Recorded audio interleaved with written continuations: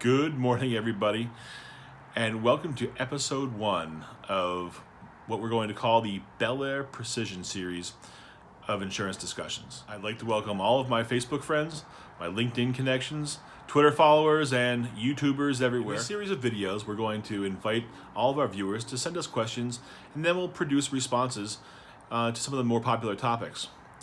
Today, for the inaugural episode, I'm going to address something that's probably a concern that's a few months off. We've just come through a series of pretty tough storms here in the New York area, and hopefully everyone got through without too much damage. I'm always advocating, if you've seen my Facebook or LinkedIn posts, to kind of survey your yards and see what your trees look like, because as we found out recently, old trees come down in big storms, and we had a lot of damage in the area.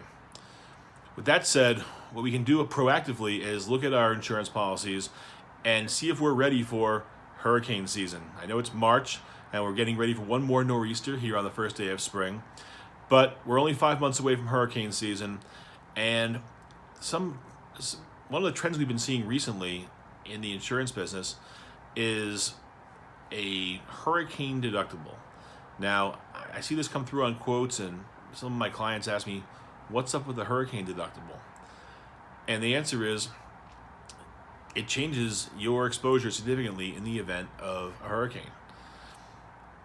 You might think that your standard homeowners policy, you're carrying a $1,000 deductible, maybe $2,500.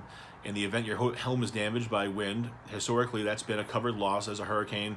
You'd have the $2,500 deductible, and the insurance company would repair your home. In light of recent events of the last decade or so, especially Superstorm Sandy in 2012, a lot of carriers have gone to a hurricane deductible.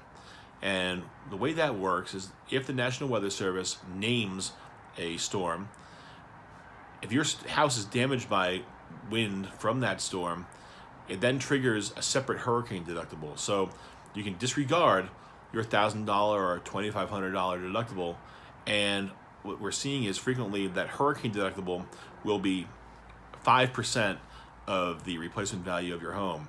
So here in Westchester and Nassau and Fairfield County, if you have $1 million home, instead of that $2,500 deductible, your deductible is going to be $50,000. Now, that is a game changer for a lot of clients. So take a look at your current policy, your most recent renewal, and see if your carrier has slapped a hurricane deductible on there. Some of the carriers that we work with don't do it. So in the event of a hurricane, they're going to apply only that standard deductible, and you're going to get your house rebuilt, and that's going to be a much different event for you out of pocket than the hurricane deductible. So I hope that brief discussion of deductibles, standard deductible versus the hurricane deductible, was useful. Again, hopefully everybody stays warm and doesn't have too much damage from this upcoming storm here in New York. And I'd like to remind you again, if you enjoyed the video, please go ahead and like it. If you have questions you'd like to see answered, go ahead and leave a comment, and we're going to be producing a series of response videos addressing all the concerns that we get. Thanks again for watching, and we'll see you next time here on the Belair Precision series.